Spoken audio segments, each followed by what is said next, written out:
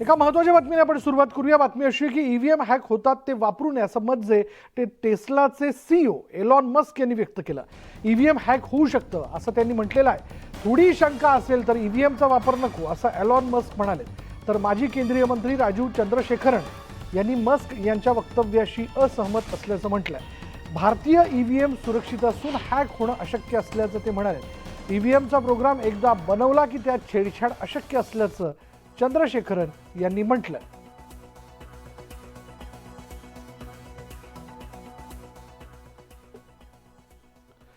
तर रवींद्र वायकर प्रकरणी सुरू असलेल्या ईव्हीएम घोटाळ्यावर काँग्रेस नेते राहुल गांधींनी प्रतिक्रिया दिली आहे। भारतातील ईव्हीएम हा एक ब्लॅक बॉक्स आहे, त्याच्याशी छेडछाड करण्याची कुणालाच परवानगी नाही असं म्हणत राहुल गांधींनी टीकास्त्र डागलंय। तर हे प्रकरण म्हणजे लोकशाहीला धोका निर्माण होण्याची चिन्ह असाही टोला राहुल गांधींनी लगावलाय। राहुल गांधींनी काय ट्विट केलं बघा, ते पाहूयात। त्यांनी असं म्हटलेलं आहे की भारतातील ईव्हीएम हा एक ब्लॅक बॉक्स आहे, कोणालाही त्याच्याशी छेडछाड करण्याची परवानगी नाही। आपल्या निवडणूक प्रक्रियेतील पारदर्शकतेबाबत गंभीर चिंता व्यक्त केली जाते। जेव्हा एखाद्या संस्थेला जबाबदारी सांभाळता येत नाही तेव्हा लोकशाहीला धोका निर्माण होण्याची शक्यता असते।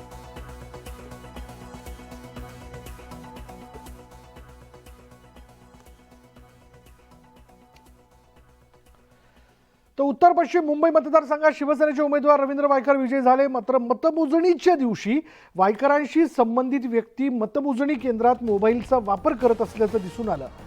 मंगेश पंडिलकर असं फोनवर बोलणाऱ्या व्यक्तीचं नाव आहे। या प्रकरणी हिंदू समाज पक्षाचे उमेदवार भरत शाह यांनी तक्रार दाखल केली होती आणि या तक्रारीची दखल घेत पोलिसांनी उमेदवाराची तक्रार न घेता तहसीलदारांची तक्रार घेऊन गुन्हा दाखल केलाय। दरम्यान एफआयआर मध्ये रवींद्र वायकरांसह त्यांची मुलगी प्राजक्ता वायकर या दोघांच्याही नावाचा उल्लेख करण्यात आला। मंगेश पंडिलकर वायकरांचे नातेवाईक असल्याचा आरोप भरत शाह यांनी केलाय। दरम्यान वापरलेला फोन वनराई पोलिसांनी ताब्यात घेतलाय। बोटांचे ठसेही घेण्यात आलेत। वनराई पोलिसांनी आरोपी मंगेश पंडिलकर आणि निवडणूक आयोग एनकोर ऑपरेटर दिनेश गुरव यांना नोटीस जारी केली आहे। दरम्यान जबाब नोंदवण्यासाठी न आल्यास अटक वॉरंट जारी केलं जाईल असा इशारा वनराई पोलिसांनी दिला।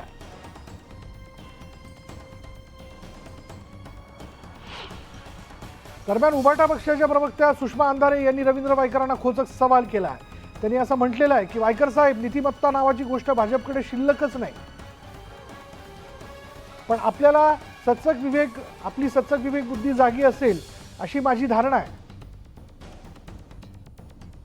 हे सगळं वाचून बघून खरंच अजूनही आपल्याला आपण विजयी झालात असं वाटतं का, असं ट्विट सुषमा अंधारे यांनी केलंय। तर दुसरीकडे बघा, once a cheater always a cheater असं म्हणत ईव्हीएम प्रकरणावरनं आदित्य ठाकरेंनी रवींद्र वायकरांवर टीका केली। निवडणुकीत पारदर्शकता हवी, वायकर हे आधीपासूनच फ्रॉड आहेत असाही टोला आदित्य ठाकरेंनी लगावलाय। तर मतमोजणी केंद्रावरील सीसीटीव्ही फुटेज द्या अशी मागणी आदित्य ठाकरेंनी निवडणूक आयोगाकडे केलेली आहे।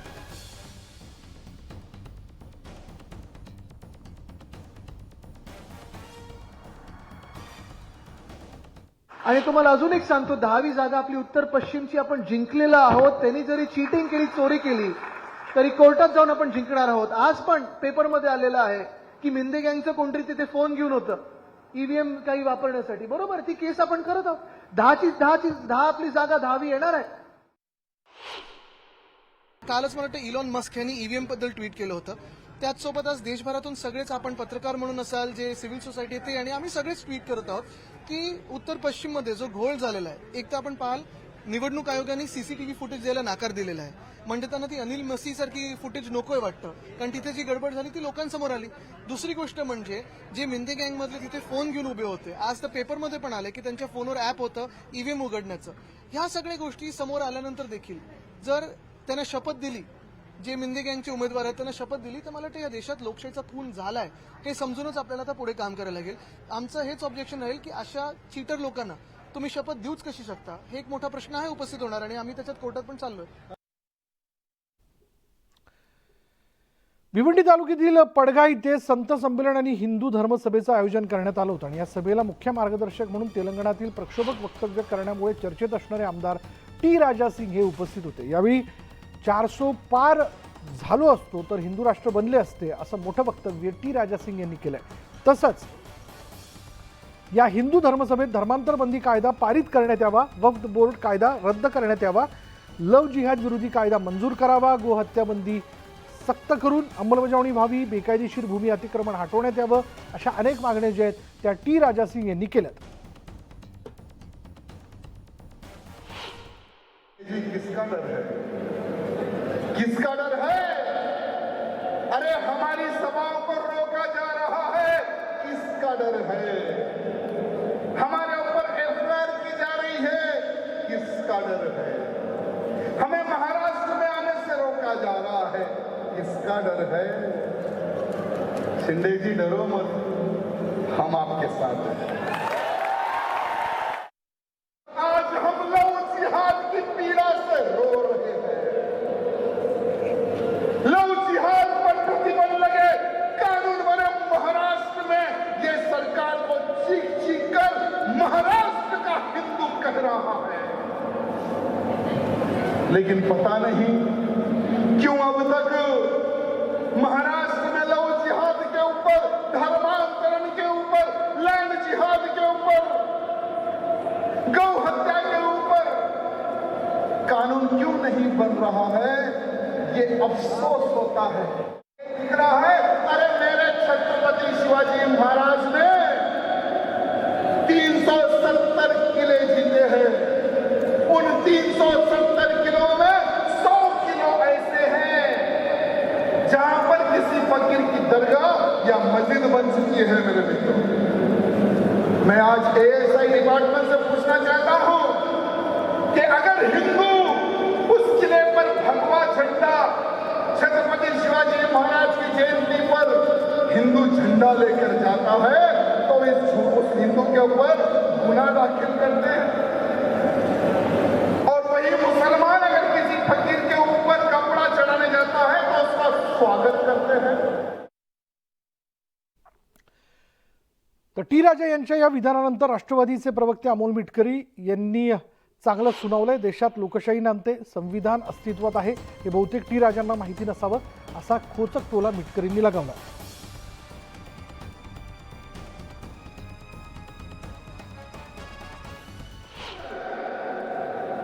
इस बार चुनाव में अगर हम 400 पार कर देते हैं तो हिंदू राष्ट्र घोषित हो जाता. मेरे मित्रों, हिंदू राष्ट्र घोषित हो जाता. भिवंडीमधील कार्यक्रमात टी राजा या एका व्यक्तीने 400 पार जर गेलो असतो तर हे हिंदू राष्ट्र झालं असतं असा एक अजब दावा केलाय. कदाचित टी राजाला हे माहीत नसावं की विश्वरत्न डॉक्टर बाबासाहेब आंबेडकरांनी या देशाला एक संविधान दिले आणि संविधानाच्या चौकटीत राहून या देशाचं नाव Bharat independent nation declare in August, it's call India. Bharat राष्ट्र हेच या देशाचं नाव बाबासाहेबांनी दिलंय, ते संविधान संमत आहे. 400 पार नाही, तुम्ही 500 पार जरी गेला असता तरी या देशाला हिंदू राष्ट्र कोणीही घोषित करू शकत नाही. खासदार संजय राऊत यांनी राहुल नार्वेकरांवर निशाणा साधला. नार्वेकरांनी शिवसेनेबाबत बनावट निकाल दिल्याचा आरोप त्यांनी केला. तसंच लोकसभेत भाजपचा अध्यक्ष नेमला गेला तर महाराष्ट्रात विधानसभा अध्यक्ष राहुल नार्वेकर यांनी जसे सर्वोच्च न्यायालयाचे निर्देश देऊन राजकीय पक्षांची फोडाफोड केली तसाच प्रकार लोकसभेत होण्याची शक्यता आहे. त्यामुळे एन चंद्राबाबू नायडू यांच्या तेलुगू देसम पक्षाने लोकसभा अध्यक्षपदासाठी आपला उमेदवार दिला तर त्याला निवडून आणण्यासाठी इंडिया आघाडी नक्कीच चर्चा करेल असं संजय राऊत म्हणाले. जसं महाराष्ट्राच्या विधानसभेत राहुल नार्वेकर हे जे भारतीय जनता पक्षांचे पॉलिटिकल एजंट होते त्या पदावर, त्यांच्यामुळे शिवसेना घटनाबाह्य पद्धतीनं फुटल्याचे जाहीर करण्यात आले. विधिमंडळात पक्ष फुटू शकतो. विधिमंडळात जरी पक्ष फुटला तरी ज्या पद्धतीचा निकाल दिलेला आहे नार्वेकरांनी अत्यंत बनावट पद्धतीनं, लोकसभेचं अध्यक्षपद एनडीएच्या घटक पक्षाने मागितलेलं आहे. चंद्राबाबू नायडूंचं बी नाव ऐकतो आहे. ते जर त्यांना लोकसभेचं अध्यक्षपद जर राष्ट्रीय लोकशाही आघाडीतल्या घटक पक्षांना मिळालं नाही तर अमित शहा आणि नरेंद्र मोदी हे तेलुगू देशम चंद्राबाबू नायडूंचा पक्ष आणि जनता दल युनायटेड हा नितीश कुमारचा पक्ष हे फोडून त्याच्या चिरफळ्या केल्याशिवाय राहणार नाही. म्हणून लोकसभेचं अध्यक्षपद हे अत्यंत महत्त्वाचं असतं. दोन गोष्टी लक्षात घेतल्या पाहिजेत. माझ्या माहितीप्रमाणे भारतीय जनता पक्षाच्या संसदीय बैठकीत मोदी यांची नेतेपदी निवड झालेली नाही. राष्ट्रीय लोकशाही आघाडीच्या बैठकीमध्ये मोदी यांची नेतेपदी निवड झाली अशी माझी माहिती आहे. जर भारतीय जनता पक्षाच्या संसदीय दलाच्या बैठकीत नेतेपदाचा प्रश्न आला असता तर वेगळा निर्णय दिसला असता. म्हणून राष्ट्रीय लोकशाही आघाडीच्या घटक पक्षांची बैठक बोलवून भाजपसह त्या बैठकीमध्ये मोदींना नेता म्हणून निवडण्यात आलं. ही अत्यंत गंभीर गोष्ट आहे. नरेंद्र मोदी प्रधानमंत्री म्हणून काही दिवसाचे पाहुणे आहेत हे मी तुम्हाला पुन्हा पुन्हा सांगतोय. धन्यवाद. यानंतर बघूयात, मराठा आरक्षण खेचून आणणार असल्याचा विश्वास मनोज जरांगे यांनी व्यक्त केलेला आहे. आंदोलकांना अपेक्षा ठेवावी लागते, सरकारवर विश्वास ठेवावा लागतो आणि माझ्या संघर्षावर विश्वास असल्याचं ते म्हणाले. 8 दिवसात आमदार मंडळी पाठिंब्याचं पत्र घेऊन आली आहेत. मराठा समाज हे सगळं बघत असल्याचंही मनोज जरांगे म्हणाले. आंदोलकाची भूमिका जर ते पहिल्यांदाच अपयशी बोलायला लागलं तर असं कसं होईल. त्याला आशा ठेवायला लागते, सरकारवरती विश्वास ठेवायला लागतो. तसा मी ठेवतो, पण माझा विश्वास माझ्या संघर्षावर आहे, माझ्या समाजाच्या चळवळीवर, माझ्या समाजाची एकजूट. आम्ही खेचून आणू आरक्षण.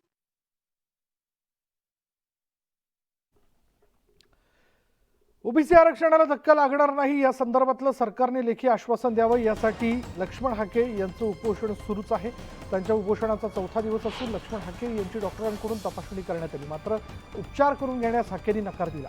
रात्री मुख्यमंत्री एकनाथ शिंदेंनी फोन करून ओबीसी आरक्षणाला धक्का लागणार नाही असं आश्वासन दिल्याचंही त्यांनी सांगितलं. मात्र सरकार जोपर्यंत लेखी आश्वासन देत नाही तोपर्यंत उपोषण सुरूच ठेवण्याचा निर्धारही त्यांनी व्यक्त केला. त्यांनी काल आम्ही ओबीसी आरक्षणाला धक्का लावत नाही आहोत असं त्यांनी सांगितलं.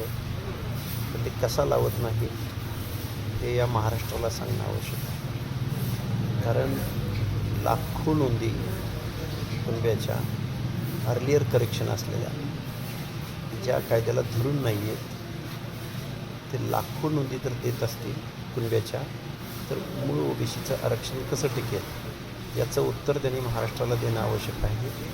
आणि महाराष्ट्रामधला जो मूळ सामाजिक वर्गीय ओबीसी आहे त्याच्या आरक्षणाला कसा धक्का पोचत नाही याचं उत्तर आम्हाला जोपर्यंत लेखी मिळत नाही तोपर्यंत आम्ही उपोषण थांबवणार नाही.